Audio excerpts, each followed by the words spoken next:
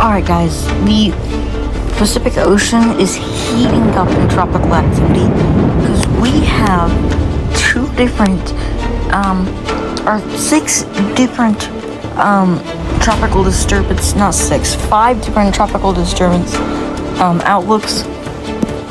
We'll start off with these ones out to the west, south of Hawaii, with a tropical disturbance CP90, and this is in day 2. This is a 10% chance of developing, so that'll be low. And at day 7, this is a 30% chance of developing. So generally, it doesn't look like this is going to develop into something. This again, it has the same probabilities. Day 2 is a 10% of developing. Day 30 is a 30%. Even though I think this could be a little bit higher chance of developing than this, but ultimately it looks pretty low. This is overall the lowest concern. 10% for the next 2 days and 10% for the next 7 days.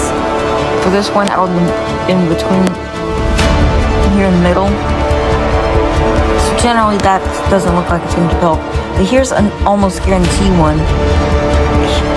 Here in the next 48 hours, there is a 40% chance of this developing, so there is a real risk that we could see something develop in the next 48 hours. And our day 7 hours is a 90%, so there's a high chance that within the next week or so, we are going to see some kind of tropical disturbance develop out here west of Mexico. Just off the coast. It's very close to Mexico. And then our tropical disturbance outlook here, we have another one that is just south of this. These two intersect. This one, day 2 is 0% of developing, so it's the lowest 48%. But in the next 7 days, the next week, it's like 50% chance of this developing. So, yeah, get ready. We got tropical activity heating up in the Pacific Ocean.